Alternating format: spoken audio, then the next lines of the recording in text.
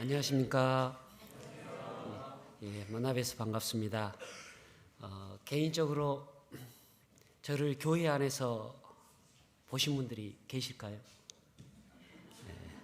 죄송하지만 저도 처음입니다. 너무 걱정 안 하셔도 됩니다. 저는 93년 12월에 구원받고 주 안에서 서울교회에서 신앙생활을 하다가 주의 부르심을 받고 이제 스페인에서 약 14년의 생활을 보내고 이제 귀국한 지 한 2달 정도 조금 넘은 것 같습니다. 그래서 저를 모르셔야 당연한 거고요. 자주 뵀다 그러면 문제가 있는 신분입니다. 그래서 그 가운데 저희 나주교회가 제가 잠시 머물렀던 마드리드 동북교회와 자매결연이 돼서 인연이 돼서 이 자리에 이렇게 서게 된 것 같습니다. 한 번에 모든 것을 풀어볼 수는 없겠지만 여건이 되는 대로 시간이 되는 대로 잠시 교제를 나눠보고자 합니다. 오늘 그 일환의 그것의 작은 일환의 하나로 말씀과 함께 짧은 성경 얘기를 여러분께 설명드리고 형제자매님께 양해를 구할 일이 또 많을 것 같습니다. 그래서 오늘 저에게 이런 기회를 허락해 주신 주님과 나주교회 성도님들께 다시 한번 감사드리며 기도로 시작하도록 하겠습니다. 사랑과 은혜가 풍성하신 하나님 아버지, 주님의 성품대로 그 사랑으로 저희를 구원해 주시고 주의 은혜대로 저희를 교회 가운데 거하게 해주셨습니다. 저희가 사나 죽으나 주의 영광을 위해 살아갈 수 있도록 저희 삶을 인도해 주시옵소서. 이 땅 가운데의 삶이 늘 녹록지만은 않습니다. 그렇지만 저희를 구원해 주신 하나님을 말미암아 이 땅의 삶을 이겨나갈 수 있음을 알고 있습니다. 그리고 주님께서 하늘로 올라가시기 전에 저희에게 부탁하신 그 한 가지를 위해서 오늘도 충성할 수 있도록 저희 삶을 다스려 주시옵소서. 혹 우리 가운데 육신의 연약함으로 아니 영의 공고함으로 아파하는 이들이 있다면 주님께서 위로 주시고 그 손을 붙들어 주시옵소서. 그 팔과 다리에 소송하는 힘을 허락해 주셔서 주님을 찬양할 수 있는 기회를 주시기를 원합니다. 오늘 특별히 주의 날을 맞이해서 주님의 말씀 앞에 무릎 꿇은 우리 형제 자매님들 일일이 붙들어 주시고 위로해 주시기를 원합니다. 주님 오실 이 가까운 이때에 깨어서 말씀 앞에 굳건히 서 있기를 원하며 저희를 구원해 주시고 사랑해 주시는 예수님의 이름으로 기도드렸습니다. 아멘. 성경 역대상 9장으로 말씀 시작해 보겠습니다. 성경 역대상 9장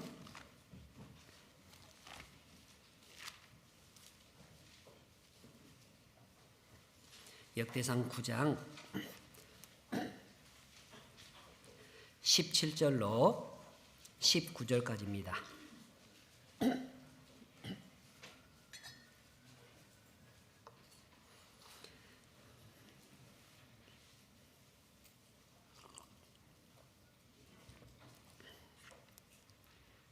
역대상 9장 17절로 19절까지입니다. 찾으셨으면 천천히 함께 보시겠습니다. 문지기는 살룸과 악국과 달몬과 아이만과 그 형제들이니 이 사람들은 전에 왕의 문 동편 곧 레이 자손의 영의 문지기며 고라의 증손 에비아삽의 손자 고레의 아들 살룸과 그 종족 형제 곧 고라의 자손이 수종들은 이를 맡아 서막문들을 지켰으니 그 열조도 여호와의 영을 맡고 그 들어가는 곳을 지켰으며 여기까지입니다. 다시 한번 인사드립니다. 저는 김성주 형제라고요. 구원받은 이후에 서울중앙교회에서만 신앙생활을 했기 때문에 제가 자연스럽게 전라도 말을 사용하지만 여전히 서울에서만 신앙생활을 했다는 것을 좀 이해해 주시기 바랍니다. 그런데 뼛속까지 남도에서 자랐기 때문에 툭 건들면 전라도 말이 나와요. 그래서 국내보다는 해외에서 많이 지냈기 때문에 어떤 분들이 그러더라고요. 툭 건들면 외국어가 튀어나올 줄 알았는데 전라도 말이 튀어나온다고 해서 놀랬다는 분들이 계십니다. 근데 그게 어디 가지 않는 것 같아요. 그래서 남도에서 태어나서 쭉 학교 생활을 했고 대학을 해외로 다른 곳에서 생활했기 때문에 이게 그 나라 언어를 배우고 그 나라 생활했기 때문에 언어는 이렇게 생존을 위해서 배웠지 제 생활은 아니었거든요. 그래서 현재까지도 남도 말이 늘 익숙합니다. 근데 익숙한다고 해서 메시지가 정확하게 전달되는 건 아니더라고요. 그래서 혹 제가 말이 헛 나오더라도 아 하면 어를 얘기하는구나 라고 이해해 주시면 좋을 것 같습니다. 그래서 저는 2010년도에 스페인으로 가서 알메리아라는 곳에서 선교 일을 했고요. 그곳이 한국으로 치면 해남 정도 되는 땅끝 정도 됩니다. 그래서 그곳에서 바로 모로코로 가는 배가 있고 이렇게 날씨가 좋으면 모로코 땅이 아프리카 모로코 땅이 보일 정도로 근거리에 있는 지역이기도 합니다. 그곳에 약 6년 반 정도 있었고 그리고 그곳에서 교회가 분가를 해서 저는 이제 말라가 쪽으로라는 지역으로 한 2시간 거리로 자리를 옮겨서 거기서 약 3년 정도의 시간을 보내다가 이제 마드리드 동북교회라는 곳으로 신앙생활을 하다가 국내에 들어왔습니다. 이제 마드리드 동북교회는 지금 중국 형제자매님들로 교회가 처음 시작했지만 궁극적으로 현지인들 형제자매님들이 더 숫자가 많습니다. 그리고 형제자매님들의 기도와 한국 형제자매님들의 도움 속에 약 3년 전에 교회당을 구매를 해서 리모델링 작업을 끝내고 입당식까지 끝낸 상태에서 메리다라는 지역에 교회가 분가할 수 있는 기회가 돼서 교회가 약 2년 정도 전에 분가를 했습니다. 그리고 그곳에도 선교사님이 파송돼서 교회가 지금 활발히 움직이고 있습니다. 이 메리다라는 지역은 마드리드에서 약 333km 정도 떨어져 있습니다. 그리고 포르투갈 국경에 있기 때문에 포르투갈까지는 약 30분이면 갑니다. 그래서 실제로 그 메리다라는 지역에 포르투갈 분들도 좀 계시고 해서 포르투갈 지역에 전도해 볼 수 있는 또 전처 기지가 될 수 있겠다는 생각을 많이 가지고 포르투갈 지역에 전도를 하다가 개인적인 사정으로 인해서 한국을 들어오게 됐습니다.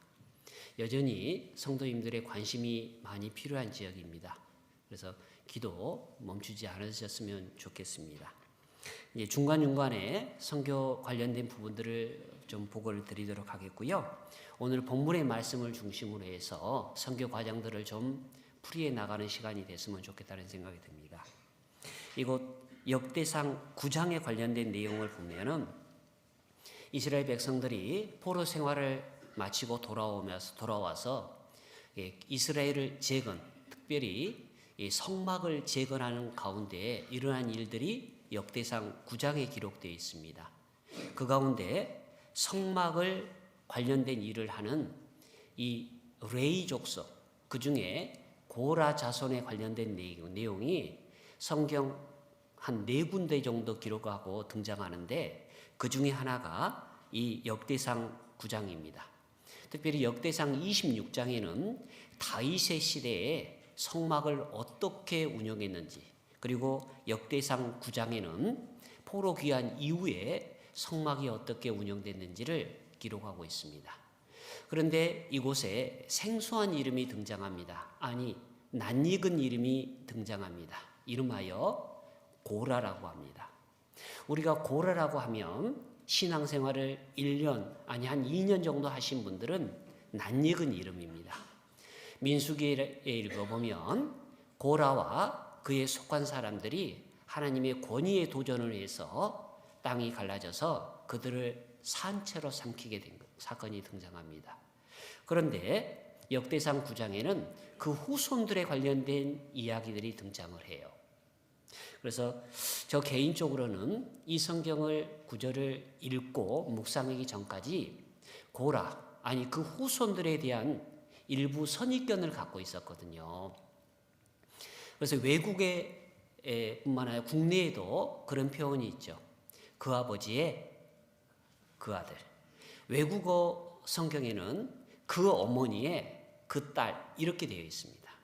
한국은 북의 중심의 사회이기 때문에 그 아버지의 그 아들 이런 표현을 쓰는데 이스라엘은 목의 중심의 사회이기 때문에 어머니가 이스라엘이면 유대인이면 그 자녀도 유대인이 되는 거거든요. 그래서 에스겔 16장에 읽어보면 속담에 이르기를 그 어미가 그러하면 그 딸도 그러하더라 이렇게 되어 있습니다. 그리고 그걸 스페니시는 대딸 빠드레, 대딸 이호 이렇게 표현합니다.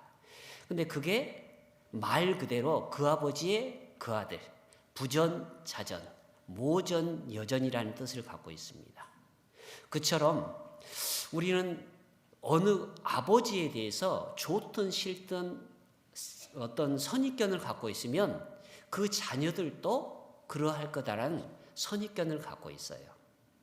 이게 굉장히 무섭다는 것을 알게 됐는데 고라의 자손, 고라 그리고 그 자손들에 대한 생각을 가졌을 때 아버지가 그러했으면 당연히 그 자녀들도 그러했을 것이다 라는 개인적인 선입견을 갖고 있었습니다. 그런데 성경 역대상 9장을 읽어보고 제 생각에 얇은 성경에 대한 지식이 완전히 깨어지는 계기를 가졌습니다. 그래서 역대상 9장을 중심으로 제 개인적인 간증과 성교에 관련된 경험들을 설명해 드리고자 합니다. 이곳에 역대상 9장에 보면 그 고라의 후손들이 등장합니다. 성경은 고라의 자손이라고 되어 있습니다. 그런데 그 고라의 자손 중에 9장 17절에 살룸이라는 사람이 등장합니다. 이 밑에 하단에 쭉 읽어보면 살룸은 문지기 212의 문지기가 있었는데 그 212사람의 두목이 됐다 이렇게 표현을 하고 있어요. 그런데 그를 고라의 자손 이렇게 표현하고 있습니다. 우리가 보면 고라 그는 하나님의 권위에 도전해서 땅이 갈라져서 그를 땅에 삼켰거든요. 그런데 그 고라의 자손들은 여전히 성막을 지키는 중요한 책무를 맡았다는 것입니다. 고라, 그는 레인이 맞습니다. 레이 사람이기 때문에 성막 안에서 하나님을 섬기는 일을 했어요.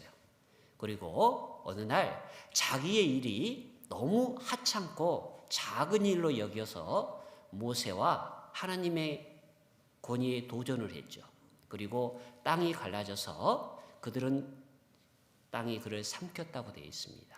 그런데 그 후손 중에 하나인 살롬은 여전히 성막에 문지기의 일을 하고 있고 그 문지기가 성경에는 역대상 9장에는 212이라고 되어 있는데 그 중에 두목이 살룸이라는 거예요. 우리가 생각할 때 어느 누가 교회를 대적했다고 생각해 봅시다. 하나님의 권위를 도전했다고 생각해 봅시다. 그리고 하나님으로 말미암아 징계를 받았다고 생각해 봅시다. 그러면 그 후손들이 교회 안에 머무를 확률을 계산해 보면 몇 프로나 될까요?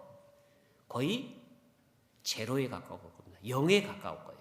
수학적으로는 거의 의미 없는 삶일 거예요.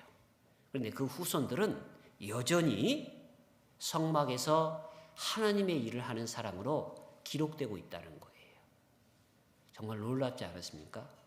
우리는 환경을 탓할 수 있고 어쩔 수 없다라고 핑계를 댈 수 있을 거예요. 내 아버지가 그러하니까, 내 조상들이 그러했으니까. 그런데 살롬과 그 고라의 후손들은 성경에 그러한 표현이 없어요. 내가 어쩔 수 없었습니다. 내 아버지가 그러한 삶을 선택했기 때문에 내가 무슨 힘이 있었습니까? 라고 핑계하지 않았다는 거예요. 우리의 삶 속에서 고라와 그 자손의 삶은 별개다 라고 얘기를 하고 있어요. 그래서 살룸은 여전히 성막에서 문지기 일을 하고 있고 31절 한번 읽어보겠습니다. 31절 고라 자손 살룸의 장자 마띠랴라 하는 레위 사람은 남비에 지지는 것을 맡았으며 또 그 형제 그아 자손 중에 어떤 자는 진설하는 떡을 맡아 안식일마다 준비하였더라. 또 찬송하는 자가 있으니 곧 레위 족상이라. 저희가 골방에 거하여 주야로 자기 직분에 골몰함으로 다른 일을 하지 아니하였더라. 여기에 그 살룸의 장자 마띠디아가 나옵니다. 아버지 살룸만 성전에서 봉사하는 게 아니에요. 그의 아들 장자 큰아들 마띠디아는 무엇을 하셨다고요? 남비에 전을 지졌다고 되어 있어요. 근데 이게 외국어식 번역에 읽어보니까 후라이팬, 남비에 전을 지졌다는 말이 후라이팬으로 요리를 하는 사람이었어요. 그게 쉽게 말하면 셰프였을 수 있고, 요즘 말로는 좋은 말로는 셰프였을 수 있고, 다른 표현을 하면 그냥 주방에서 허들의 일을 하는 음식 만드는 사람 중에 하나일 뿐인 거예요. 그가 주방장이었다는 표현도 없습니다. 주방을 관리했다는 말도 더더욱 없어요. 그냥 주방에서 여러 일하는 사람 중에 하나인 거예요. 더군다나 후라이팬에다가 빵을 굽고 생선을 굽고 무슨 일을 했을 겁니다. 그 중에 한 사람에 지나지 않아요. 그게 살롬의 큰아들이었대요. 거기서 끝나지 않습니다. 그와 관련된 수많은 가족들이 있었는데 그들이 또한 찬송하는 일을 했다고 33절에 기록하고 있어요. 보세요. 성막이라고 하는 것은 이스라엘의 중심 중에 중심이에요. 이스라엘의 중심이 어디 있습니까? 광야에서 성막에 있어요. 그 성막 안에서 봉사하는 일은 아무나 시킨 게 아니에요. 생각해 보겠습니다. 우리가 지금 대통령에 관련된 일을 한다. 그러면 주방장을 채용할 때도요. 뭐 3대, 4대, 5대, 6대의 사상 검증을 합니다.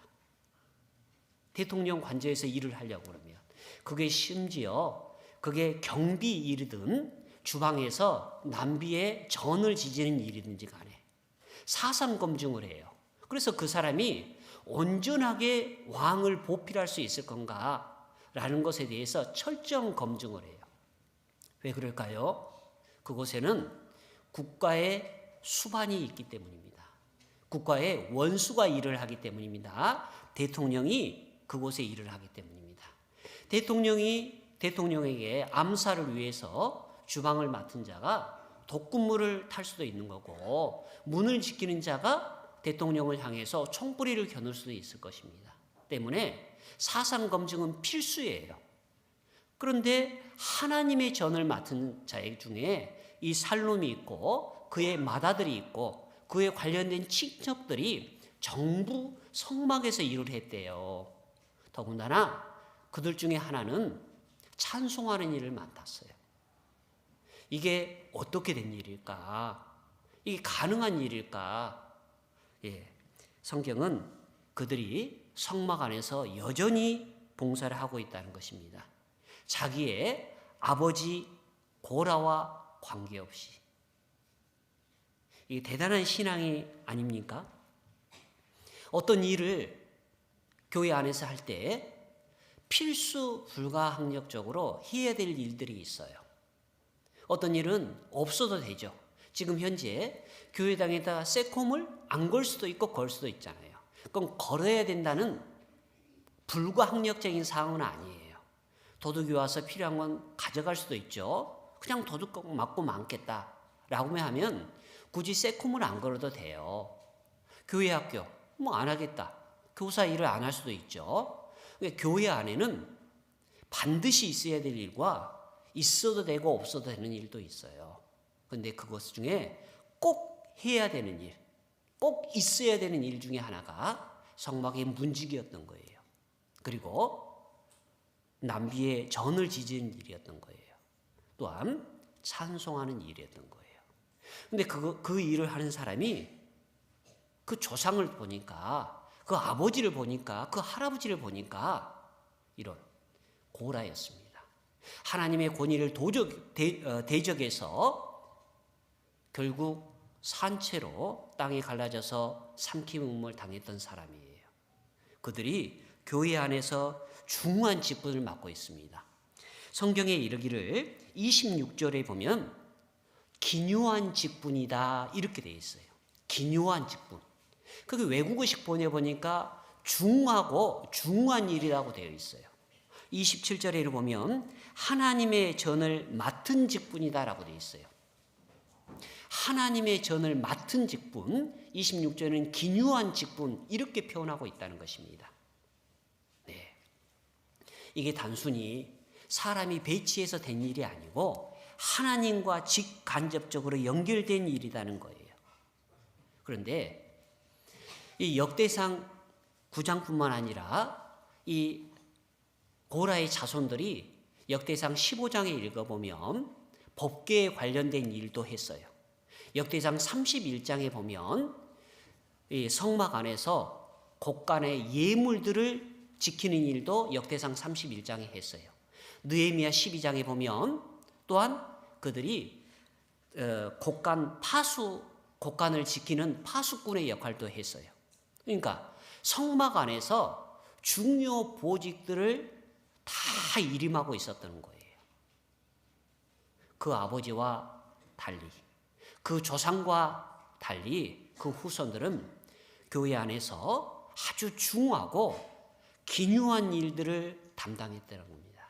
이게 우리에게 무엇을 시사하는 것일까? 우리가 한번 돌아봤으면 좋겠다는 생각이 듭니다. 여기 접어두고 역대상 6장 한번 보겠습니다. 역대상 6장 앞장 두세 장만 넘겨보겠습니다.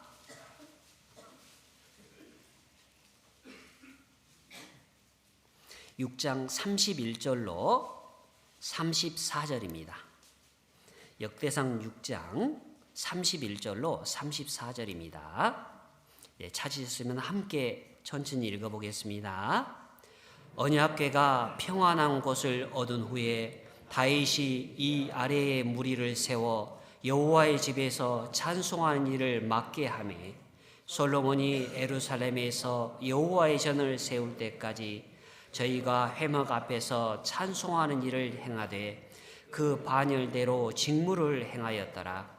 직무를 행하는 자와 그 아들들이 이러하니 그앗의 헤만은 찬송하는 자라. 저는 요엘의 아들이요 요엘은 사무엘의 아들이요 사무엘은 엘가나의 아들이요 엘가나는 여로함의 아들이요 여로함은 엘리에셀의 아들이요 엘리에셀은 도앗의 아들이요. 예. 여기 또한 다윗의 때 회막 성막에서 여호와의 집에서 찬송할 일을 맡은 사람들이 나옵니다. 그 중에 하나가 33절에 이르기를 헤만은 찬송하는 자라라고 되어 있습니다. 헤만은 찬송하는 자라. 그 또한 고라의 자손입니다. 고라의 자손에게 찬송을 맡겨요? 하나님을 대적했던 자에게 찬송을 맡아요? 이게 과연 가능할까요? 교회 안에서 우리가 허들의 일이라고 생각하는 것들을 맡길 수는 있을 거예요. 근데 하나님을 대적하는 후손에게 있어서 찬송을 맡겼다? 그 마음이 하나님을 사랑하지 않으면 도저히 할 수 없는 일 중에 하나가 찬송이에요. 근데 그 아버지가 대적했고 하나님과 척을 두고 있던 사람이에요. 그런 후손이 찬양을 해요? 이게 가능합니까? 정반대적인 일을 하고 있다는 거예요. 교회 안에서. 교회 안에 여러 직분이 있습니다. 문지기, 그게 보면 세상적으로 기준에 보면 하찮은 일일 수 있어요. 남비의 전을 맡는 일, 후라이팬을 가지고 부침개를 한다. 이게 보면 세상적으로 보면 하찮은 일일 수 있어요. 교회 안에서 찬송을 한다. 그게 뭐 중요한 일이라고 느낍니까? 그러지 않을 수도 있어요. 그런데 하나님은 그 일이 아주 중요하고 기묘하다고 얘기를 하고 있고 그 일을 맡은 사람들을 기록하고 있다는 거예요. 교회 안에서 행해지는 모든 일에는 하나님과 연관이 있어요. 하나님의 직분, 기묘한 일이라는 이름하에 고라의 자손들이 거기에 참여하고 있다는 것입니다. 그리고 그들은 자기가 맡은 직분에 골몰했다고 되어 있어요. 골몰했다는 말 자체가 굉장히 어려운 단어일 수 있습니다. 그들은 자기가 맡은 일에 성심성의껏 일을 했고 그 일을 어떻게 하면 잘할 수 있을까를 생각했다는 것입니다. 매번 그 일을 형식적으로 지나지 않고 그 일을 오늘도 그냥 어제에 이은 일상으로 여기지 않고 연구하고 그 일에 모든 힘을 다했다는 거예요. 문지기, 작은 일일 수 있습니다. 남비의 전을 지지는 자, 더더욱 작은 일일 수 있습니다. 하나님을 찬양하는 자, 크게 다른 사람 앞에 드러나지 않을 수 있습니다. 그러나 그 모든 중심에 고라가 아닌 고라의 후손들이 들어가 있더라는 거예요. 그런데 그냥 찬송이 그냥 입에 비면 나올 수 있는 것입니까? 오늘 개인적으로 이 모든 것이 하나님의 은혜라. 찬양대가 아름다운 찬양을 했습니다. 그리고 찬양을 하기 전에 우리 찬양대원은 그 찬양을 마음에 심는 일부터 할 거예요. 그래야만이 진정 아름다운 찬양을 할 수 있게 됩니다. 그게 아름다운 목소리를 낼 수 있다고 해서 찬양대원이 될 수 있는 건 아니라는 생각이 들어요. 찬송 하나하나를 묵상하고 그게 자기의 삶이 되었을 때 찬송에 힘이 있는 것입니다. 고라의 자손들은 단순히 찬양대에 쓰는 일을 한 게 아니에요. 그들은 자기의 삶이 그러했던 것입니다. 자기의 모든 삶을 통해서 비가 오나 눈이 오거나 슬프거나 기쁜 모든 삶 중에 있어서 하나님을 찬양하기를 원했던 거예요. 근데 그런 기회가 실제로 주어진 사건이 등장합니다. 성경 역대하 20장 한번 보겠습니다. 역대하 20장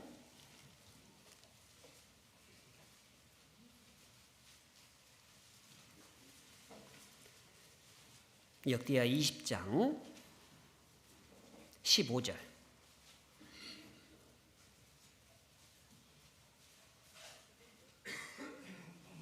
15절에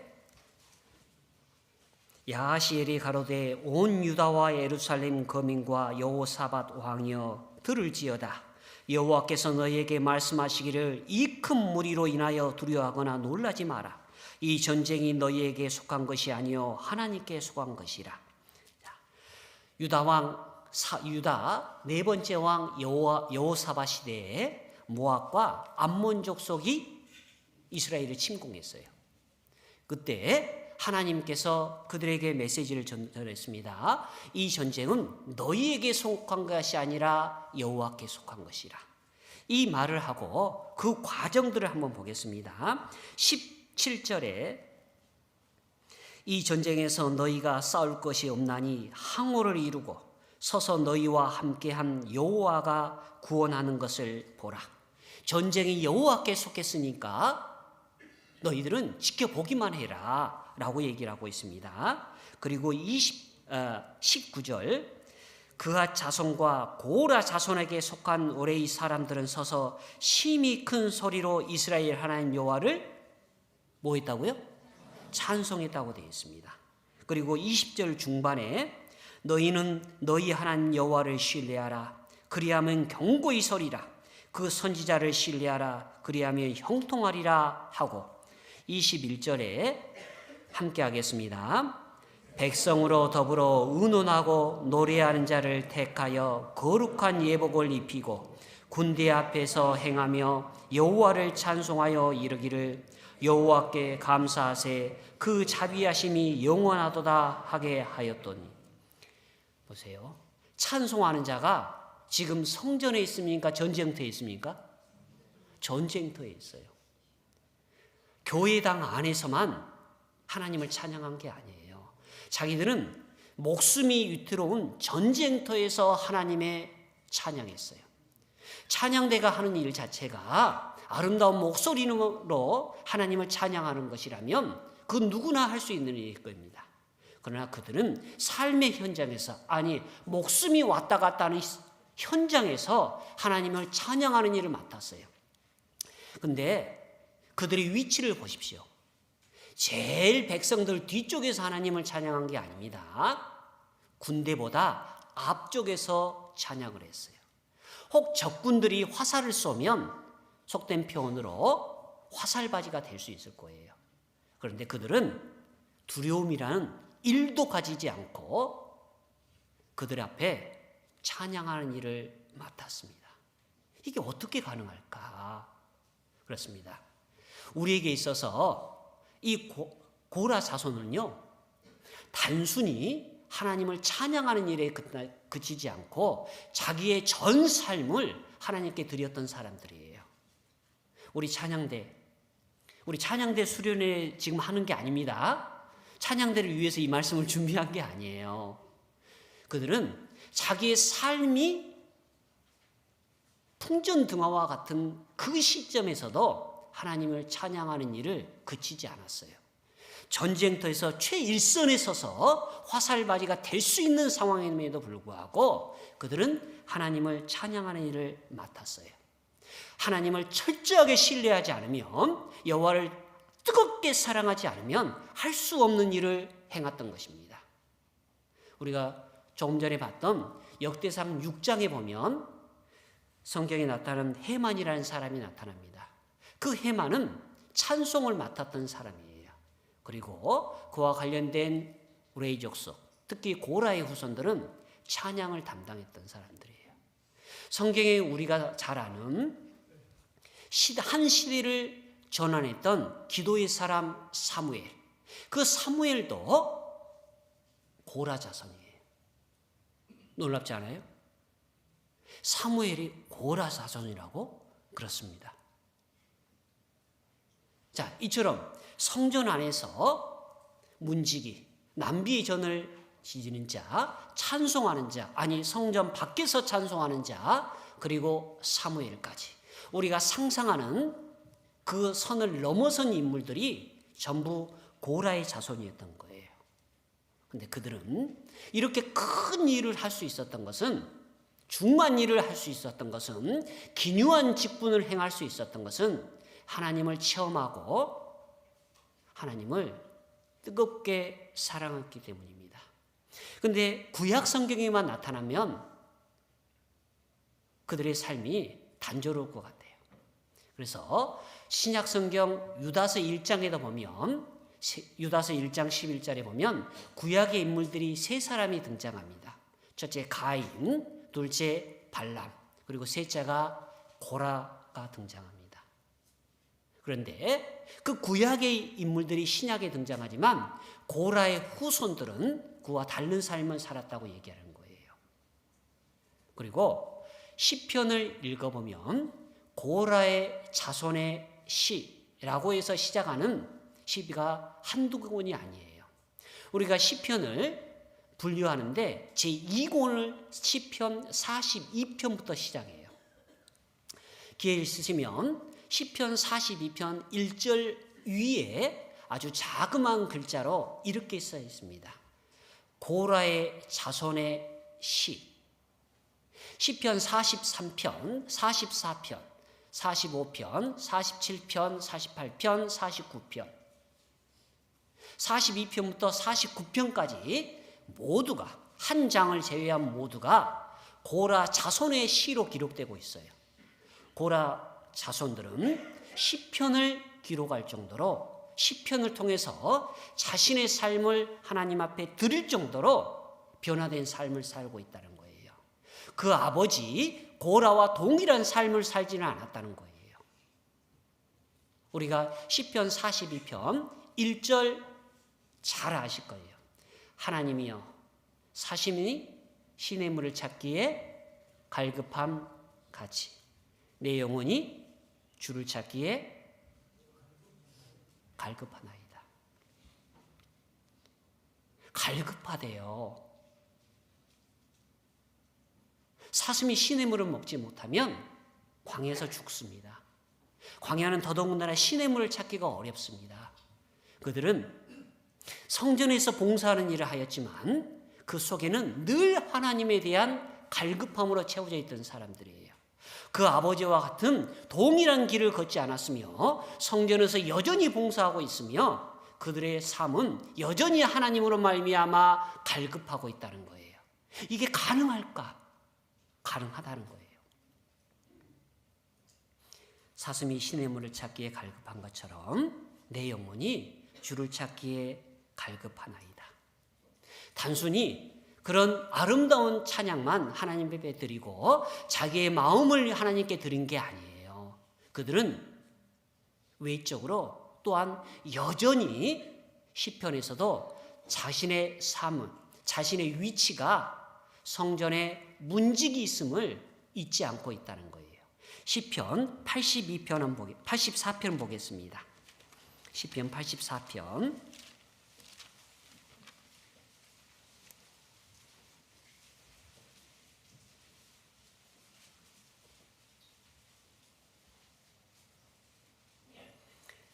84편 1절 2절입니다. 1절 위에 작은 글자 보이시죠? 예, 없으시면 성경을 바꾸셔도 좋습니다. 예. 자, 1절 위에 작은 글자부터 2절까지 함께 보겠습니다. 고라 자손의 시 영장의 기쁨에 맞춘 노래 만군의 여호와여 주의 장막이 어찌 그리 사랑스러운지요. 내 영혼이 여호와의 궁정을 사모하여 쇠약하며 내 마음과 육체가 생존하시는 하나님께 부르짖나이다. 그리고 4절에 이르기를 주의 집에 거하는 자가 복이 있나이다. 저희가 항상 주를 찬송하리이다. 셀라. 5절에 주께 힘을 얻고 그 마음에 시온의 대로가 있는 자는 복이 있나이다. 저희는 눈물 골짜기로 통하여할 때 그곳으로 많은 샘이 곳이 되게 하며 이른 비도 은택을 입히나이다. 10절에 주의 공전에서 한 날이 다른 곳에서 첫날보다 나은즉 악인의 장막의 거함보다 내 하나님의 문지기로 있사온 것이 좋사오니. 자, 여기 곳곳에 고라 자손의 시라고 얘기하면서 1절에는 여호와여 주의 장막이 어찌 그리 사랑스러우신지요. 2절에는 여호와의 궁전을 사모하며 4절에는 주의 집, 10절에는 주의 궁전에서 한 날이 다른 곳에서 첫날보다 나은지요. 무엇입니까? 고라 자손의 시로 시작하는데 그들은 여전히 성막을 사랑했고 주의 집을 사랑했고 주의 궁전을 사랑했고 그곳에서 하루가 세상에서 첫날보다 아름답대요. 기쁘대요. 즐겁대요. 그들은 여전히 주의 궁전이 완성되었음에도 불구하고 주의 궁전에서 문지기의 삶을 살아가고 있어요. 교회가 우리가 장소가 바뀌었습니다. 그런데 여전히 내 직분은 변하지 않았다라고 하면 우리는 불평불만도 가질 수 있을 거예요. 목사님, 교회가 바뀌었잖아요. 성도 수가 더 많아졌잖아요. 그렇다면 그에 따라서 내 직분도 좀 바뀌었으면 좋겠어요. 아니 보세요. 예전에 교회당에서 제가 문직이었거든요. 근데 새 교회당을 이렇게 화려하게 꾸며놓고 여전히 제가 교회 문지기로 있다니요. 제가 교회 안내를 하고 있다니요. 좀 바꿔주세요. 라고 얘기할 수 있겠죠. 그러나 고라의 후손들은 장소가 바뀌고 더 아름다운 궁전을 가졌음에도 불구하고 여전히 그들은 주의 문지기로서의 삶을 영위하기를 원해요. 주님, 나 문지기로 살고 싶어요. 과거에 내 조상들이 그러했던 것처럼 여전히 나와 내 후손들은 문지기로 있는 게 좋습니다. 세상에서의 첫날 3년 아니 4년 그 많은 시간보다 내가 교회에서 비록 하찮게 여겨질지언정 문지기로 남아있는 것을 좋습니다. 그리고 그들은 여호와를 찬양했다고 되어 있어요. 세상에서 낙을 누리는 것보다 내가 교회 안에서 문지기로 있는 게 좋습니다. 어찌 보면 다윗의 간증처럼 느껴지는데 고라 자손의 시라고 기록되고 있다는 거예요. 그들은 여전히 조상 때부터 성전이 완성되고 이 일이 다 끝났음에도 불구하고 솔로몬의 성전에서까지 여전히 성전에서 문지기로 있기를 원했어요. 교회가 커지든 작아지든 간에 그 모든 자기에게 주어진 직분 자체를 사랑하고 갈망하고 뜨겁게 사랑하고 그 직분을 여전히 자기가 유지하기를 원했어요. 이제 시간이 지났으니까 내가 나이가 먹었으니까 신앙이 성장했으니까 걸맞게 나를 좀 대우해 주세가 아니에요. 나는 여전히 어린아이 같고 주의 전을 사모합니다. 때문에 다른 어떤 것도 필요하지 않습니다. 단지 문지기면 족합니다. 그게 세상에서 잘 먹고 잘 사는 그 첫날보다 주 안에서 쉽게 말하면 배고플지언정 내가 그 길을 포기하지 않겠습니다. 이게 어떻게 가능할까? 우리에게 있어서 고라 자손 그들은 여전히 성막 안에 거했던 거예요. 주 안에 거했던 거예요. 그 아버지의 삶과 판이한 삶을 살았던 거예요. 내 아버지가 내 조상이 하나님에 대적했을지언정 나와 내 자손은 그러하지 않았던 거예요. 우리에게 있어서 그들은 여전히 우리에게 교훈을 주고 있는 것입니다. 민수기 26장 보겠습니다.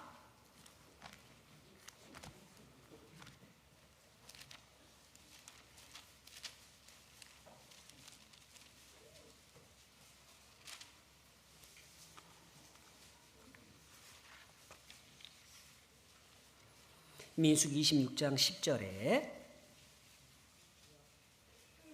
10절 11절입니다. 민수기 26장 10절 11절 함께 보겠습니다. 땅이 그 입을 열어서 그 무리와 고라를 삼킴에 그들이 죽었고 당시에 불이 250명을 삼켜 징계가 되게 하였으나 그러나 고라의 아들들은 죽지 아니하였더라. 그렇습니다. 고라와 그 아들의 삶들, 그 자손의 삶들이 한 구절을 중심으로 나뉘고 있습니다.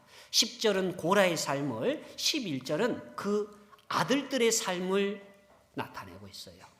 근데 아들들은 살았더라. 아버지는 죽임을 당했더라. 그런데 땅이 그 입을 열어서 그들을 삼켰다고 되어 있죠. 그런데 땅이 그들을 삼켰다. 네. 고라의 자손들은 그 아버지의 이름을 부인하고도 싶었을 거예요. 우리는 부모가 사회로부터 지탄을 받으면 숨기려고 해요. 너 네 집 아들이야? 예, 저희 아버님 함자가 홍길동입니다. 홍자, 길자, 동자 쓰십니다. 라고 떳떳하니 얘기할 사람은 없어요. 최근 들어서 제가 며칠 전에 송교에서 어느 전도인이 최근 들어서 개봉한 영화가 있다고 그래요. 하얼빈이라고 하던가 안중근 의사가 나오는 영화라고 그래요. 그런데 안중근 의사와 대척점에 서 있던 조선 사람들도 있었을 거예요. 그리고 일본에 붙어서 한국을 수탈하는 일에 동참했던 사람들이 있을 거예요. 그 후손들에게 당신의 조상이 한국을 핍박하는데 수탈하는데 함께 참여했다면 이름 뭐라고 할 거예요? 고개를 못 들고 돌아설 거예요. 그리고 그 이름을 지우고도 싶을 거예요. 그게 나와 아무런 관련이 없다고도 얘기할 거예요. 그러나 고라의 후손들은 자신이 고라의 자손임을 부인하지 않았습니다. 성경 곳곳의 시편에도 고라 자손의 시라고 얘기하고 있고, 역대상 6장, 9장, 26장, 느헤미야 12장, 역대상 25장, 역대상 31장, 시편 곳곳과 구약성경 곳곳에 고라의 자손이라는 이름이 기록하고 있다는 거예요. 그들은 자기 조상이 고라였다는 걸 부인하지 않아요. 그리고 자기 몸속에 아버지 고라의 피가 흐른다는 것을 부인하지 않아요. 그게 어찌 보면 명예입니까? 아닙니다. 불명예스럽고 피를 다 빼버리고 싶고 그들을 피해서 이방 나라로 도피할 수도 있었을 거예요. 그게 이스라엘 땅에서 돌아다닐 때마다 저들 보라고, 저들은 고라의 후손이라고 손가락질했을 것입니다. 그리고 그런 프레임 속에서 많은 사람들이 자신을 조롱했을 거예요. 근데 그들은 아버지의 삶을 부인하지 않았어요. 놀랍지 않습니까? 11절에 그 아들들은 살았더라. 사람이 구원받은 성도가 살아서 하나님을 만나는 게 누구나 소망하는 것일 것입니다. 그러나 고라와 그에 속한 무리는 땅이 갈라져서 산채로 삼겼더라. 외국어식 RSV 영어 성경에 보니까 그들이 수월, 음부에 떨어졌다고 되어 있어요. 보세요. 살아서 하나님을 만나는 것이 성도의 소망일진데 유일하게 그들은 살아서 음부에 떨어지는 사람들이 됐어요. 그럼에도 불구하고 고라의 자손들은 아버지와 동일한 길을 걷지 않았다는 거예요. 그 아들이라고 되어 있습니다. 아들들이라고 되어 있습니다. 아들이 여럿이었을 것입니다. 그런데 아들들은 하나님을 대적할 때 그들의 장막에 거했음에도 불구하고 그들에게 자신의 길을 내어주지 않았어요. 이게 가능할까요? 네, 가능하다는 겁니다. 교회를 대적하고 떠난 사람들이 있습니까? 하나님을 대적하고 떠난 사람들이 있습니까? 그들은 얘기할 겁니다. 보시라고, 내가 어쩔 수 없었다고. 날마다 우리 집에 모여서 어떻게 하면 교회를 대적할까를 모의하는데 내가 거기에 길을 안내줄 수 있습니까? 마음을 안내줄 수 있습니까? 어쩔 수 없었다고 핑계할 수 있을 것입니다. 그러나 고라의 후손들은 길을 내어주지 않았어요. 고라의 아들들은 죽지 아니하였더라. 그 일에 동참하지 않았고 음모에 동참하지 않았고 그 반역에 동참하지 않았을 뿐더러 그 동일한 길을 걸어가지 않았다는 것입니다. 고라의 자손, 그것을 그 후손들은 부인하지 않습니다. 네, 맞습니다. 내 아비가 고라였습니다. 그걸 숨기려고도 하지 않았어요. 그리고 자신의 몸속에 고라의 피가 흐른다는 것을 인정하고 있습니다. 그렇지만 그들은 아버지와 같은 동일한 길을 걷지 않았어요. 그들은 아버지의 삶을 통해서 늘 돌이켰고 늘 하나님을 갈급했습니다. 마치 사슴이 시냇물을 찾기에 갈급한 것처럼 그들은 주의 전을 사모했습니다. 그리고 그곳에서 자기의 생명이 위급한 상황에서도 주를 찬송하는 것을 멈추지 않았어요. 저 개인적으로 이 고라 자손의 성경 구절을 보다가 문득 내가 너무 편협된 것에 사로잡히지 않았나라는 생각을 가져봐요. 과연 우리는 고라와 그 자손을 통해서 무엇을 배울 수 있을까요? 그 첫 번째가 우리의 선입견, 편견이라는 생각이 들어요. 혹 저 같은 분이 없기를 바라면서 저의 짧은 잘못된 판단을 설명을 드린 거예요. 우리는 선입견, 편견이라는 걸 가지고 사람을 만나고 대하기도 합니다. 우린 직장 생활을 하면 업무 인수인계라는 걸 받고 교회 안에서도 임원이 바뀌면 업무 인수인계를 받습니다. 그때 혹 이렇게 얘기할 수도 있어요. 저기 김대리 말이야. 아유, 김대리가 이 일을 맡았어. 그런데 일을 제대로 해주지 않아서 이 일이 빵꾸 났거든. 김대리가 하는 일 항시 그래. 회사에서 업무 인수인계 받으면 이렇게 표현할 수도 있죠. 교구에서나 구역에서도 되게 동일할 겁니다. 아유, 지난번에 우리 구역장님 말이야. 아유, 그걸 해달라고 그랬더니 끝내 이걸 안 해주고 갔네. 항시 일하는 게 이 모양이야. 이렇게 일을 받으면 그 다음 일을 받았던 사람은 어떻게 그분들을 평가할까요? 맞아. 지금 저분이 지난번 구역 일을 맡았던 분이지. 지난번에 일을 맡았던 김대리지. 아유. 그러니까 그런 프레임을 갖고 잘못된 선입견을 갖고 그 사람을 만나니까 이미 그 사람에 대한 신뢰가 없고 시작하기 시작하는 거예요. 우리처럼 잘못된 정보를 통해서 사람을 판단하는 일이 많아져요. 제가 수원에 온 지 이제 한 2달 됐지만 이 광주 지역에 사는 어느 어머님을 상담하게 됐어요. 그 자녀분이 수원교에 계시거든요. 그래서 그분 어머님의 성함을 이렇게 보니까 남자 이름이에요. 근데 그 어머님께서 저한테 하시는 말씀이 그래요. 꼭 동사무소 가면 이름을 불러서 자기가 나가면 남편 모시고 오세요. 그런데요.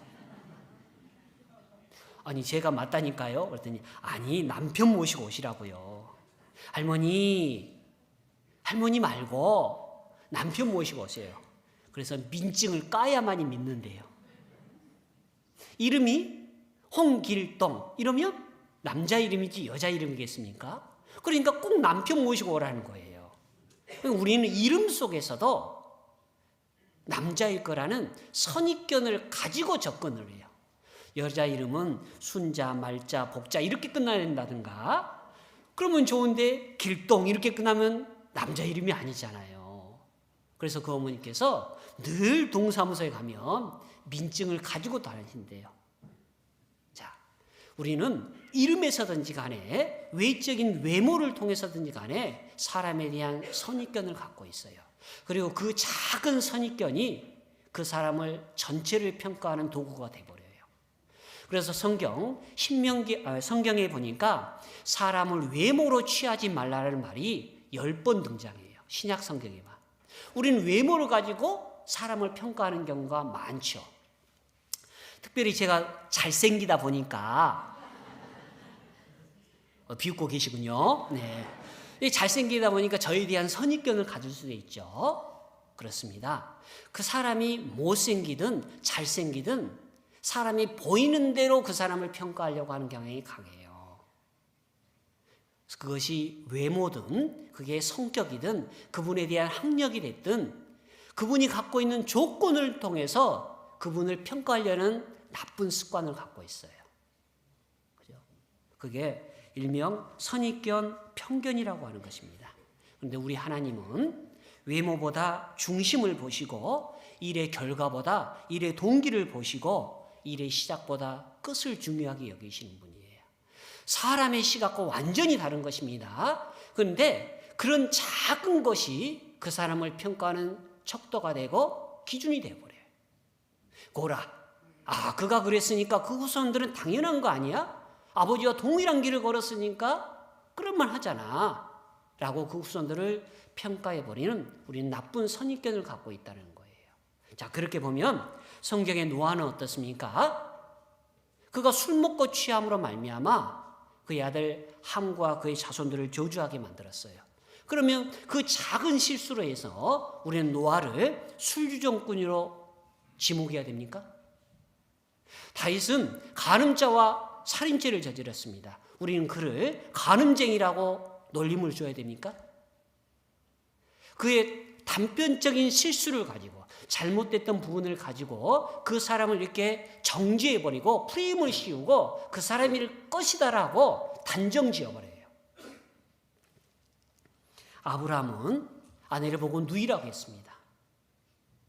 그럼 겁쟁이의 프레임을 씌우지 말았으면 좋겠어요.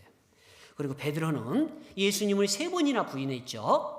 그 같은 겁쟁이가 어디가 있습니까? 그런 겁쟁이로 딱 선입견과 편견을 갖고 있으면 그는 절대 십자가에 거꾸로 못 박여서 죽을 수가 없는 거예요. 우리 주님은 어떻습니까? 만왕의 왕이신 분은 구유에서 태어났어요. 목자들의 보살핌을 받았어요.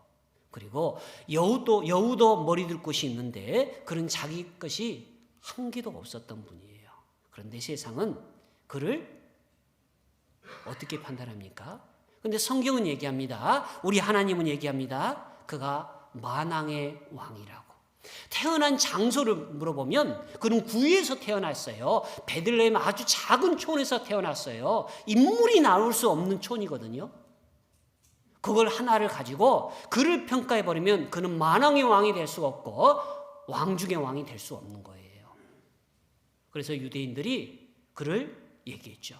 무슨 소리 하고 있냐고. 나사렛에서 무슨 선지자가 날 수 있겠느냐라고 얘기를 했던 거예요. 우리는 잘못된 선입견을 갖고 그 선입견을 통해서 그 사람을 정죄하는 나쁜 습관을 갖고 있다는 거예요. 선교에 대해서도 그렇다는 생각이 들어요. 얘기를 합니다. 보십시오. 우리 교회가 영산포에 있다가 이제 나주 신도시로 옮겼습니다. 그리고 선교지를 여전히 2군데, 3군데를 유지하려고 할 거예요. 어떤 분이 얘기합니다. 아유, 목사님, 우리 코가 석자예요. 아니, 넉자예요. 왜? 빚이 너무 많아요.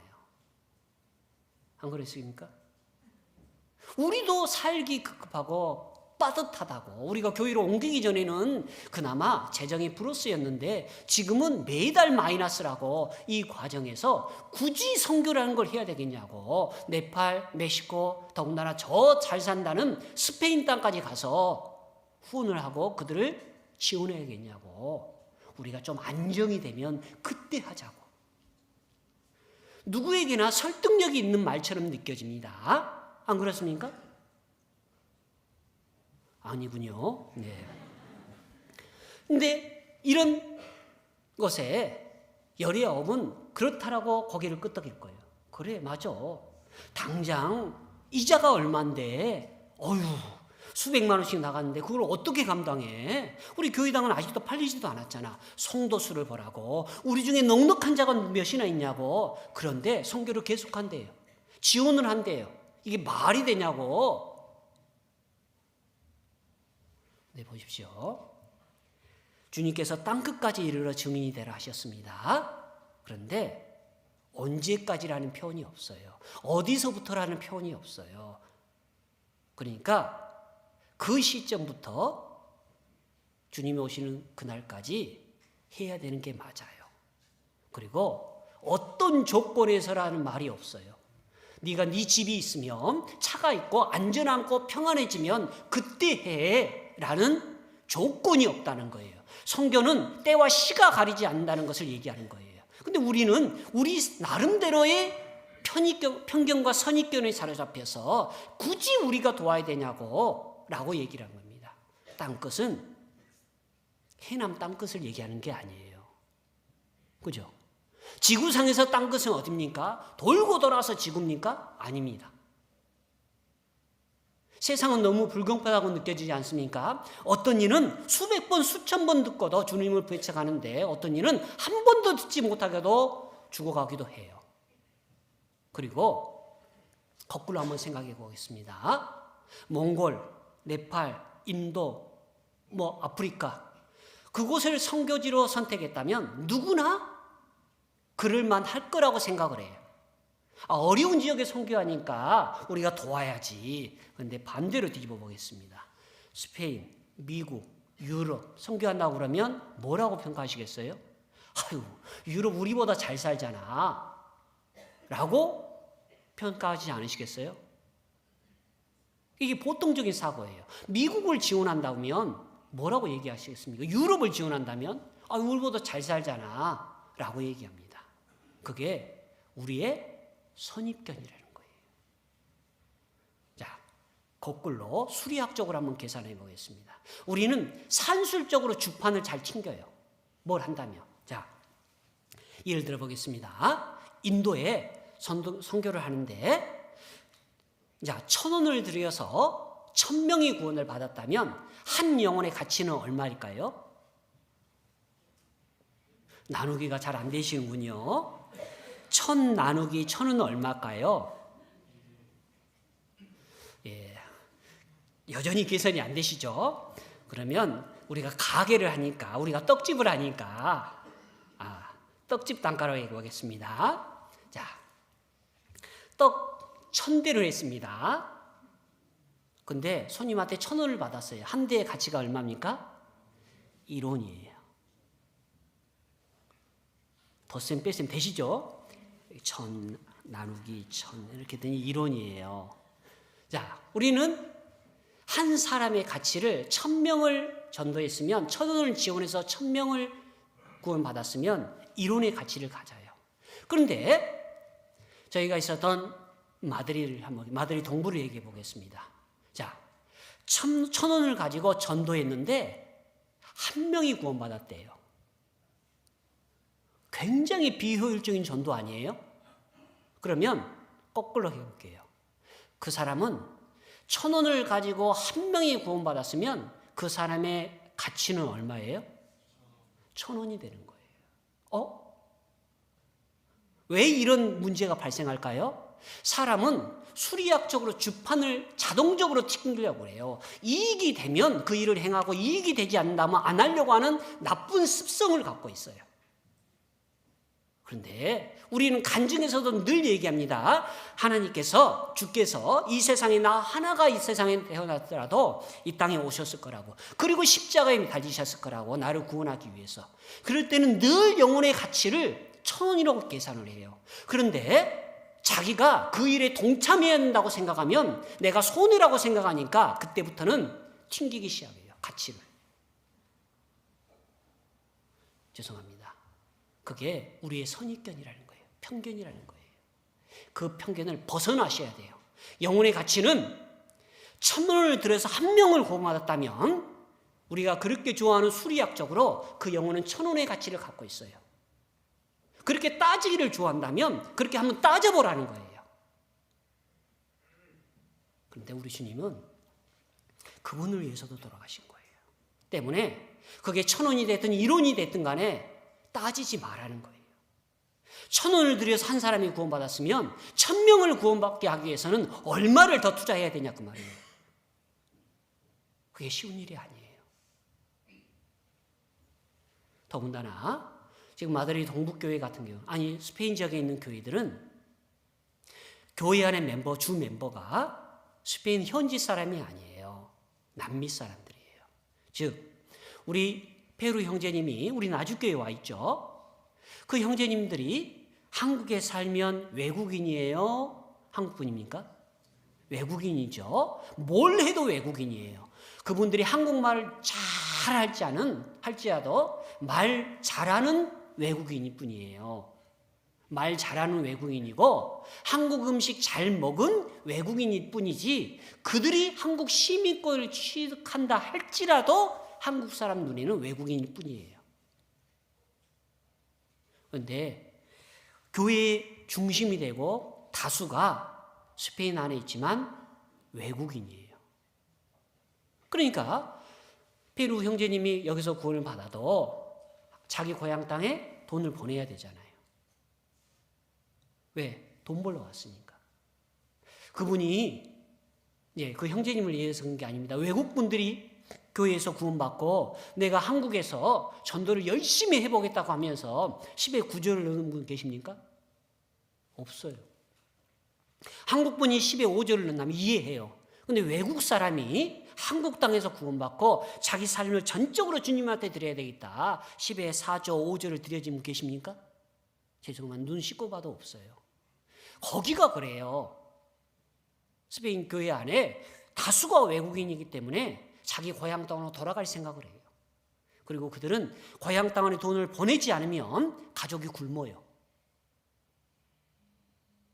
아스피린 하나를 에콰도르를 보내지 않으면 죽어요. 코로나 때 에콰도르에서 얼마나 많은 사람이 죽었는지 아십니까? 4만 명이 넘게 죽었어요. 아스피린 하나가 없어서. 돈이 있어도 살 수 있는 곳이 아니에요. 그러니까 교회 안에 구원을 받았지만 그 멤버가 교회 주축이지만 헌금이 그렇게 나오지 않는다는 거예요. 교회는 유지해야 되는데, 교회 월세는 내야 되는데 안 돼요. 그러니까 한국에서 형제자매님들의 관심과 지원이 아니면 교회가 쉽지 않다는 말이에요. 우리가 가졌던 과거의 선입견과 편견이라는 것 때문에 전도에 막힘이 될 수 있다는 거예요. 한번 가서 물어보라고 해요. 보라고 말이에요. 그런데 우리는 내 사정만 봐요. 이거 빚을 빨리 갚아야 된다고. 그러면 끝도 없어요. 세상에 빚 없는 인생이 얼마나 있을까요? 세상에 빚이 끝나는 날이 언제일까요? 끝도 없어요. 그 끝도 없는 일에 창념하지 말고 땅 끝까지 이르러 증인이 되라고 얘기해요. 그게 앞에가 어떤 조건이 없다는 거예요. 땅 끝까지 이르러 증인이 되는데 빚 다 갚으면 그때 해. 이렇게 표기 안 돼 있어요. 네 사정이 여유되면 그때 해. 이렇게 안 돼 있다는 거예요. 우리는 그런 선입견에 잡혀 있으면 선교 시작도 못하고 끝도 없어요. 우리는 잘못된 선입견으로 인해서 고라, 그가 그랬으니까 그 후손들도 그럴 거야 라는 잘못된 선입견으로 시작되면 얻을 게 하나도 없다는 거예요. 우리가 잘못된 선교에 대한 기준을 갖고 있으면 그럴 수 있다는 겁니다. 어떤 분이 제가 스페인에 있으니까, 제가 처음에 알메리아에 있을 때입니다. 알메리아가 해남 정도 된다고 그랬죠? 땅끝이에요. 저희 집에서 걸어서 가면은 100m면 바닷가예요.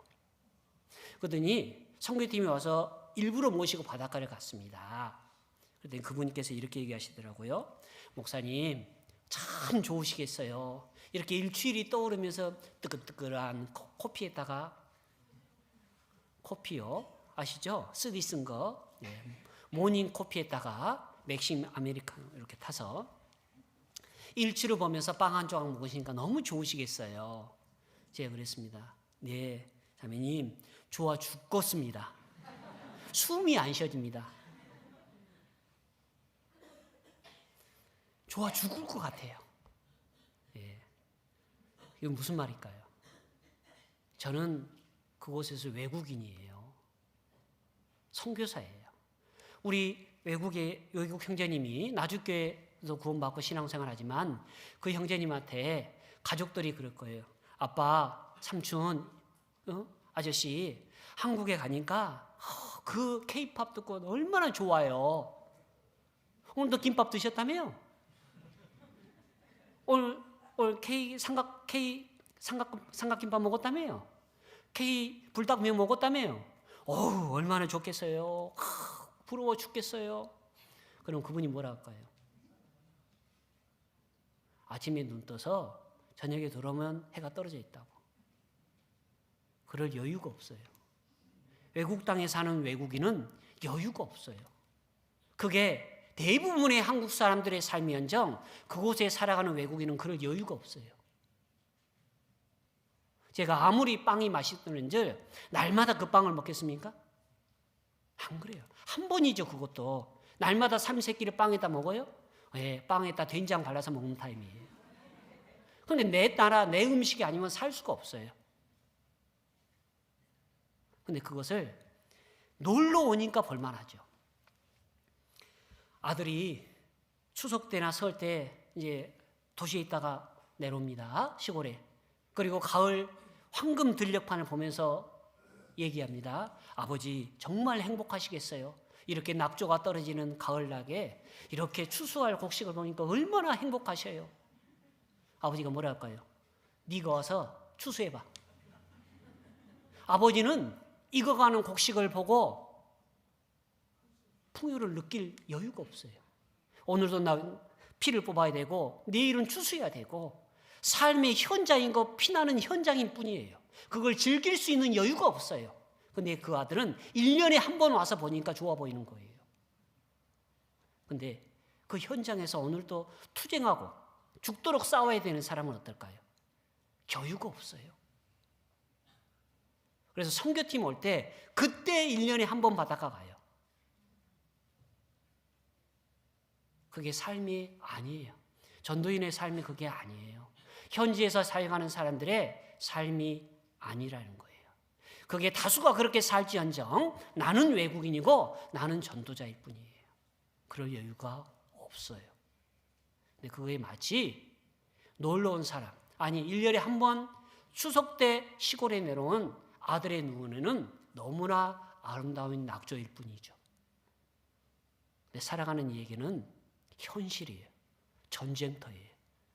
투쟁의 삶의 현장일 뿐인 것입니다. 우리는 잘못된 선입견과 편견을 가지고 모든 걸 바라보면 그 결말이 그러할 거다라는 단정을 지어버려요. 마치 고라에 대해서 그랬던 것처럼. 그래서 우리가 첫 번째 고라의 후손을 통해서 기억할 게 선입견, 편견에서 벗어나자입니다. 꼭 그랬으면 좋겠어요. 그것이 사람이 됐든 환경이 됐든 그게 선교가 됐든 공부가 됐든 그 무엇이 됐든 간에 내가 먼저 단정하고 그 일을 행하지 않았으면 좋겠다. 심지어는 내가 경험한 일조차도 그 삶 중에서 일부이길 수 있다는 거예요. 그게 진리가 아닐 수 있다는 거예요. 마치 그때 그 모습을 보았던 거 해서 그의 삶이 전체가 그렇지 않다는 거예요. 마치 노아가 술을 마셨다고 해서 술전쟁이라고 단정할 수 없는 것처럼 내 경험, 내 지식조차도 온전하지 않다는 거예요. 마음 잡고 한 달을 살아보다가 1년을 한번 살아보세요. 그리고 판단해도 늦지 않다는 것입니다. 우리가 우리의 편견과 선입견 때문에 잘못된 신앙생활을 걸어갈 수 있다. 그게 첫 번째입니다. 둘째, 그의 후손들에서 얘기하기를 민수기 26장 10절과 11절에 10절은 고라의 삶을, 11절은 그 아들들의 삶을 비교했죠. 그리고 그 아들들은 아버지의 반역에 모함에 귀를 내어주지 않았다고 그랬죠. 우리는 우리의 삶을 선택하고 그 선택의 결과를 본인이 짓고 있다는 거예요. 고라는 반역을 선택했고 그 결과를 본인이 줬어요. 고라의 아들들은 선택했고 그 선택의 결과는 여전히 성막을 지키는 자들이 되어 있고 그 이름이 성경에 기록되어 있다는 것입니다. 우리가 아담과 하와 그들은 생명 대신에 악을 선택했습니다. 그리고 그 선택의 결과를 본인이 줬어요. 롯은 삼촌 대신에 롯은 소돔 고모라를 선택했죠. 우리는 삶 속에서 늘 선택의 기로에 서 있어요. 오늘 아침에도 어떤 옷을 입을까, 어떤 음식을 먹을까, 수많은 기로에서 선택의 기회가 주어져요. 에서는 장자의 명분 대신에 팥죽을 선택했습니다. 유대인들은 사망과 복 중에 사망을 선택했습니다. 유대인들은 또한 예수님 대신에 바라바를 선택했습니다. 가룟 유다는 돈 몇 푼을 선택했어요. 이처럼 선택을 잘못한 사람들이 있는가 하면 선택을 올바르게 한 사람도 많아요. 그러나 그 선택에는 아픔이 따르죠. 아브라함은 아비 친척을 포기하고 버리고 놓고 하나님의 말씀을 선택했어요.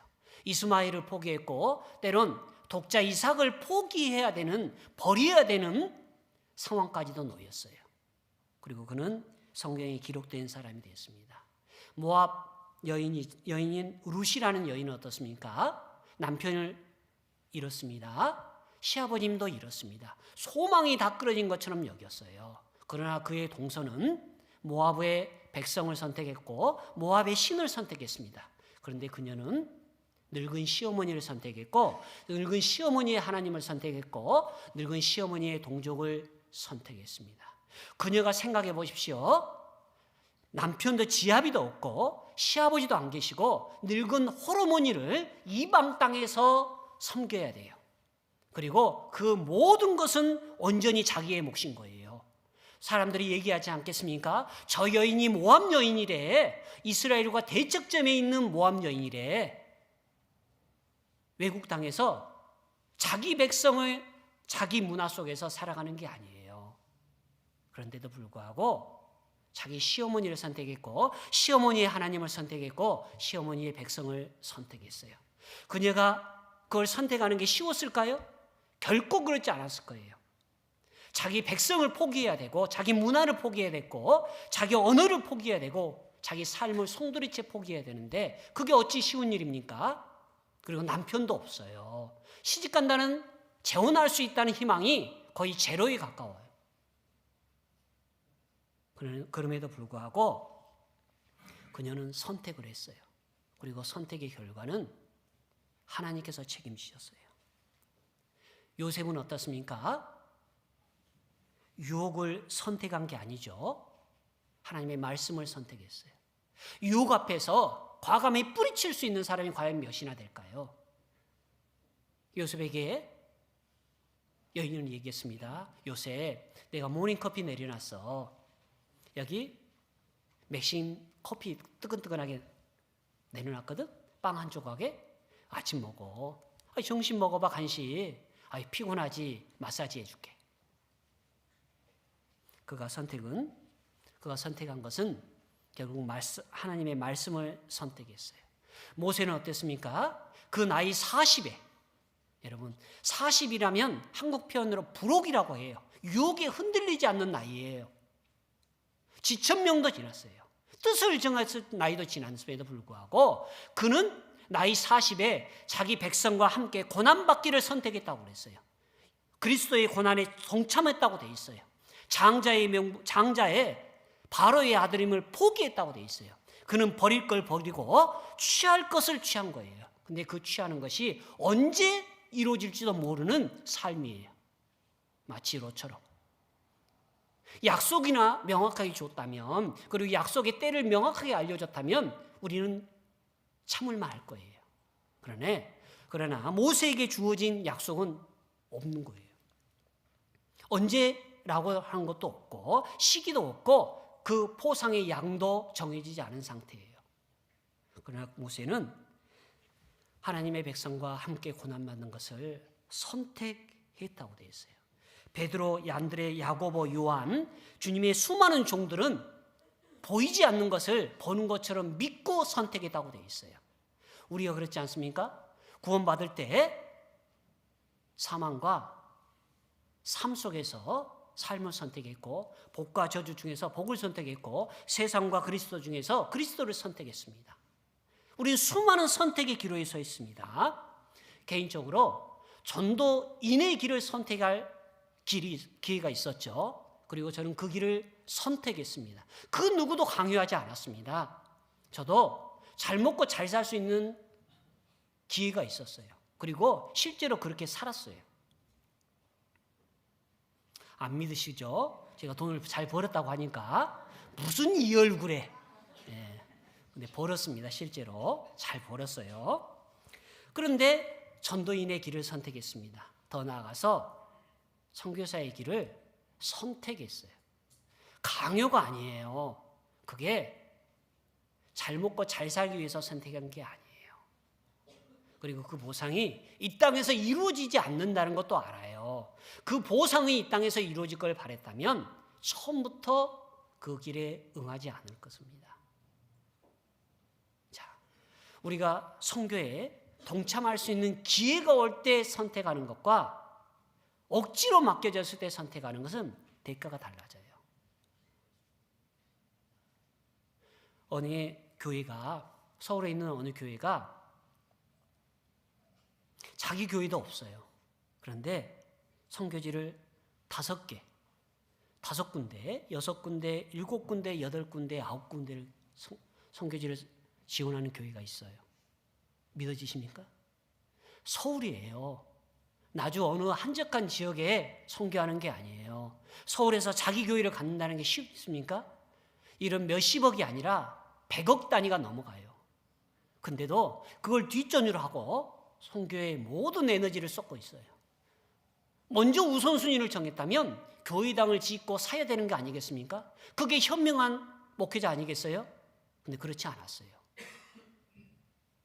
그런데 선교를 하다 보니까 교회당은 자동적으로 준비가 됐어요. 성도님들도 놀래요. 아니 7개, 8개, 9개 교회를 후원하는데 자기 교회에서 쓰고 남고 그 돈을 후원한 게 아니라 선교회비가 더 나온대요. 이게 가능하냐고. 가능하대요. 본인들도 놀란 거예요. 해보니까 되더라는 거예요. 그리고 선교에 동참했던 분들이 다녀와서 삶의 바뀜을 간증하고 증언하니까 더더욱 동참하는 분들이 많아졌어요. 선교, 선택입니다. 그리고 선택에 대한 결과는 하나님이 주셔요. 성경은 분명합니다. 어떤 길은 사람의 보기에 바르나 필경은 사망의 길이 될 수도 있고 하나님께서 그 길을 인도하는 길이 될 수도 있다는 거예요. 사람의 보기에 바르나 필경은 사망의 길이라. 사람 보기에 바른 길을 선택하는 것이 아니라 성경의 기준을 가지고 길을 선택해야만 된다는 거예요. 우리는 세상에 살면서 자꾸 세상의 기준으로 뭘 평가하고 결정지으려 해요. 아닙니다. 성경에 어쩔 수 없이 세상에 살아가지만 기준은 성경을 두고 판단하라고 얘기해요. 보이지 않는 것에 투자하라고 합니다. 세상에는 보인 것에 투자하라고 합니다. 기준이 완전히 달라요. 그래서 두 번째, 선택. 그건 내가 하는 거다. 그 누구의 강요도 아니다. 그 중에 하나가 선교라는 것입니다. 혹 선교에 동참해 보시지 않겠습니까? 그게 내 사정이 여유로워서가 아닙니다. 여유로워서 선교에 동참할 수 있다면 그 누가 할 수 있겠습니까? 재산이 얼마 정도 있어야 참여할 수 있습니까? 시간이 얼마나 있어야 참여할 수 있겠습니까? 조건을 따지면 그 누구도 참여할 수 있는 조건이 안 돼요. 그런데 하려고 하는 마음이 있으면 돼요. 그게 중간에 돌아와야 되는 상황일지라도 참여하고자 한다면 길이 열리게 되는 것입니다. 그리고 그 길은 오직 선택하는 자에게 주어져 있다는 거예요. 자, 셋째입니다.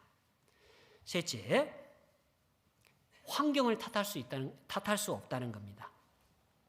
성경 잠언 22장 13절에 보니까 사자가 밖에 있은즉 내가 나가면 거리에서 찢기겠노라 하니라. 이렇게 돼 있어요. 여러분, 거리가 사자가 있대요. 근데 그 앞절에는 게으른 자가 이르기를 거리에 사자가 있은즉 내가 나가면 찢기겠노라. 예.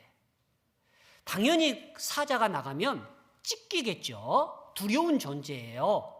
그런데 그것을 찢기는지 안 찢기는지는 나가보라는 거예요. 다니엘은 사자 앞에 맞닥뜨렸음에도 불구하고 사자의 입을 봉하신 분은 하나님이셔요. 게으른 자에게 있어서는 뭘 줘도 핑계거리밖에 안 된다는 거예요. 아이, 보시라고 목사님, 내 환경이 이런데 어떻게 하냐고, 생각해 보시라고, 내 몸에 장애가 있다고, 근데 어떻게 선교에 동참하고 어떻게 내가 전도하냐고, 내가 팔다리가 없는데 어떻게 전도하냐고, 내가 팔다리가 없는데 어떻게 선교에 동참할 수 있겠냐고 핑계를 대려면 끝이 없다는 거예요. 그러면 머리는 없습니까? 그러면 입술은 없습니까? 입술로 찬양하면 되고 입술로 기도하면 되는데 그것이 어려운 것입니까?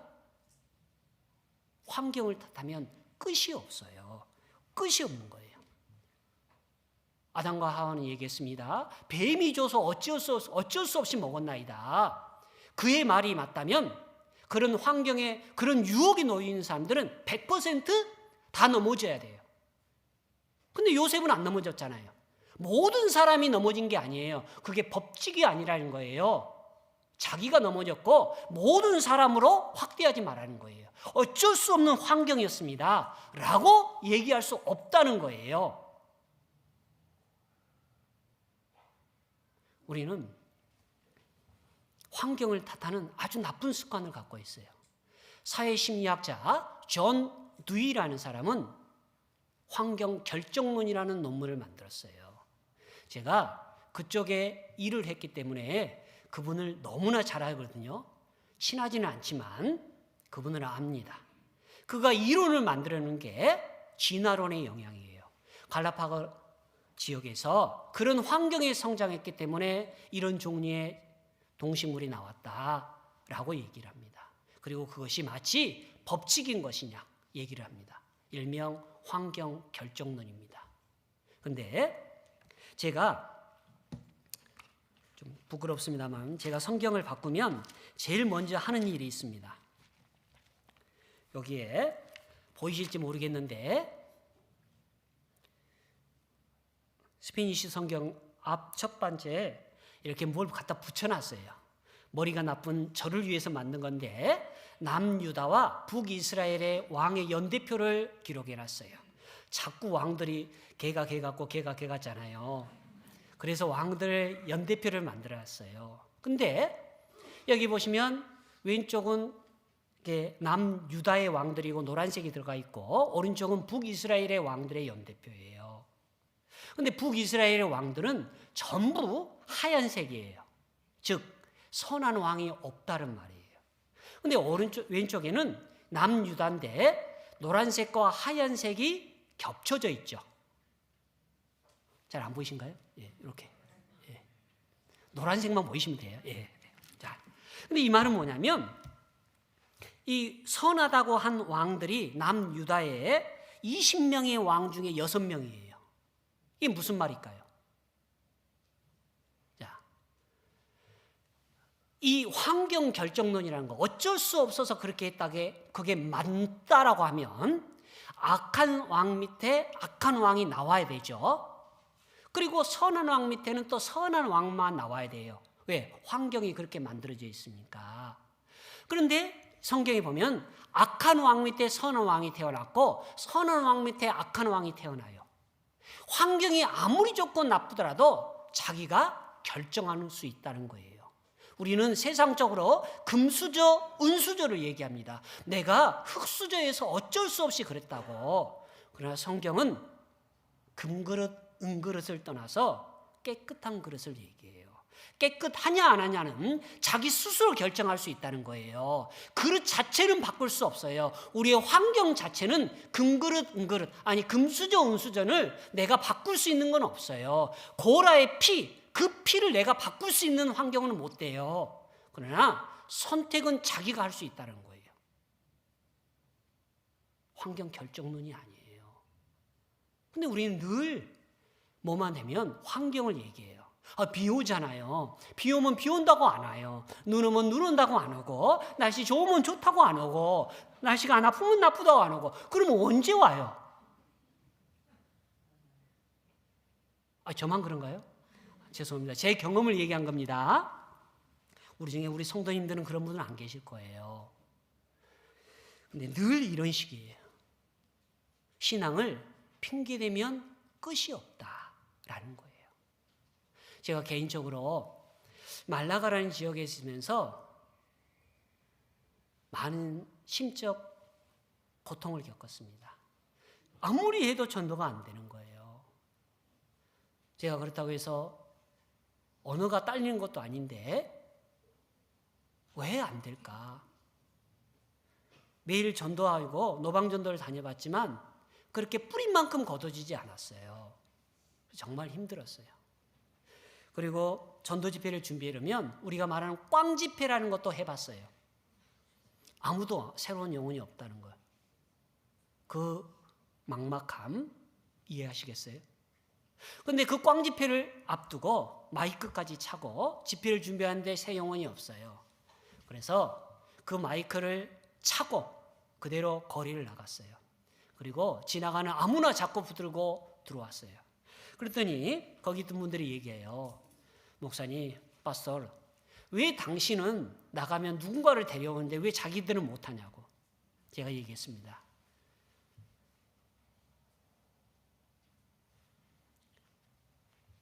갈급함의 차이라고.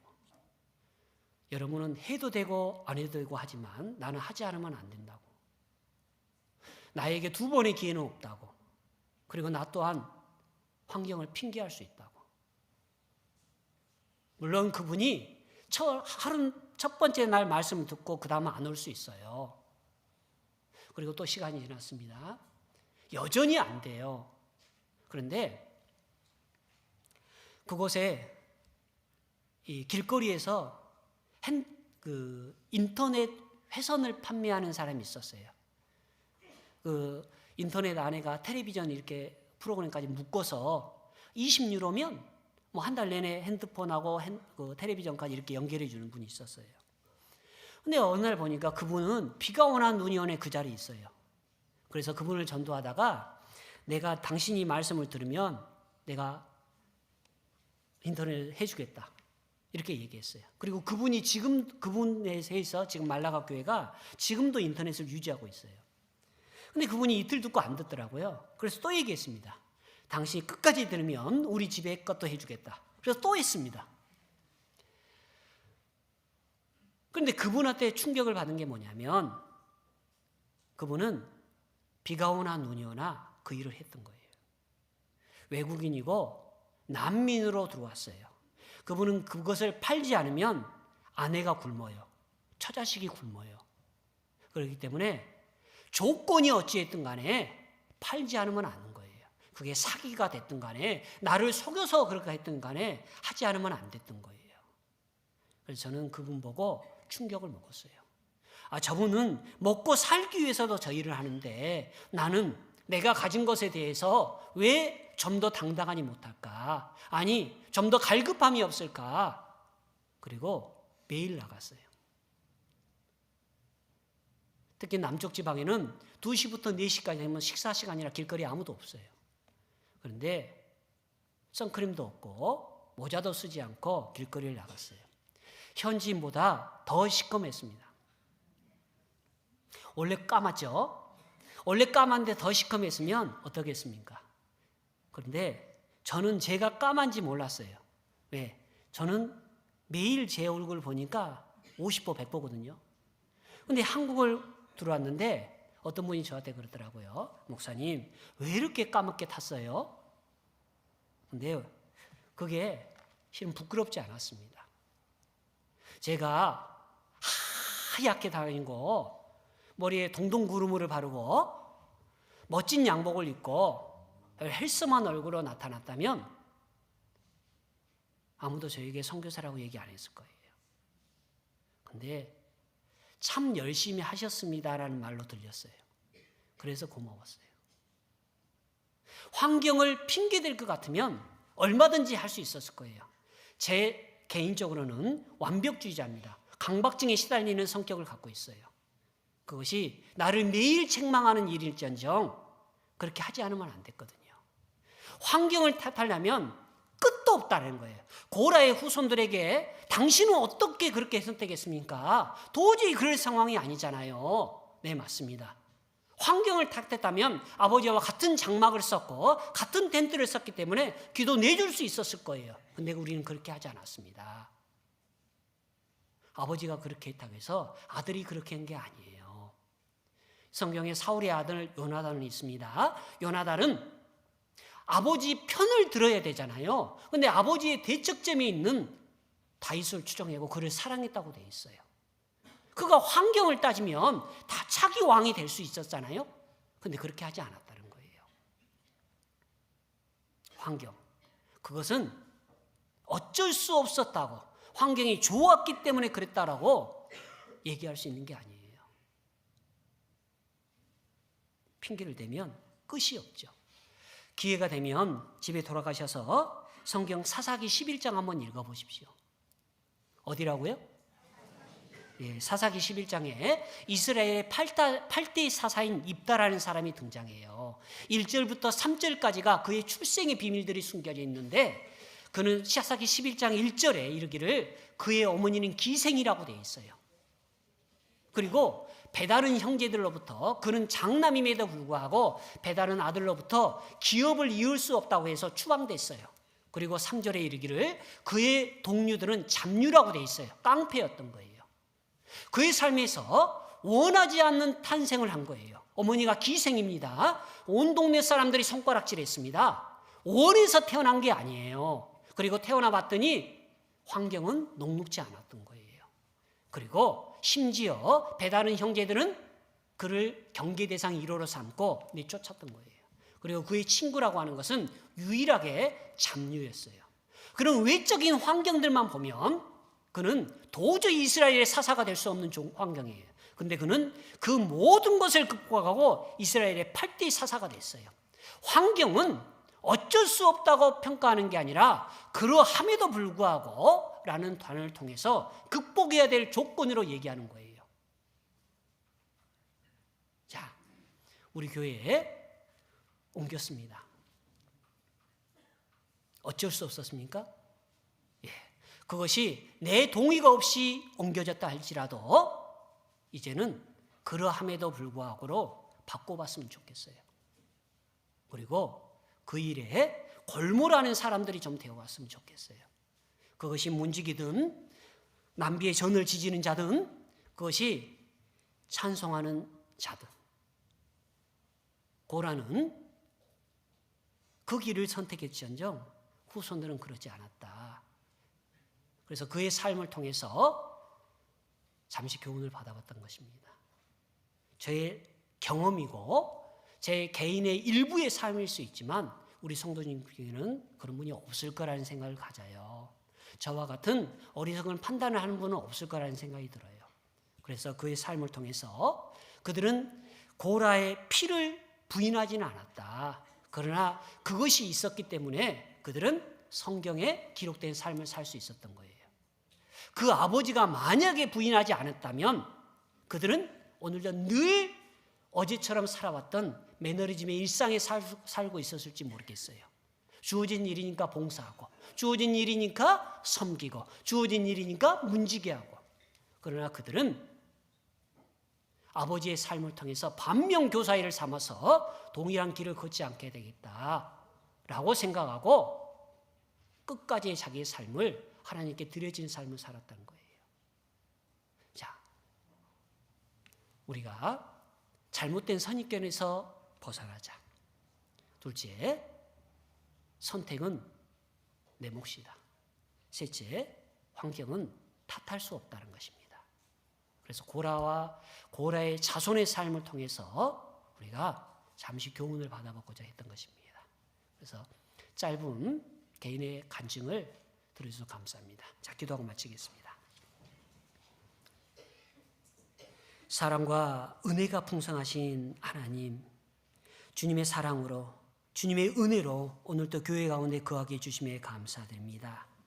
나약하고 주님 앞에 늘 의존할 수밖에 없는 존재이지만 오늘도 저희에게 교회를 허락해 주시고 형제 자매를 허락해 주시고 기도할 수 있는 힘을 주심에 감사드립니다. 나 홀로는 아무것도 행할 수 없습니다.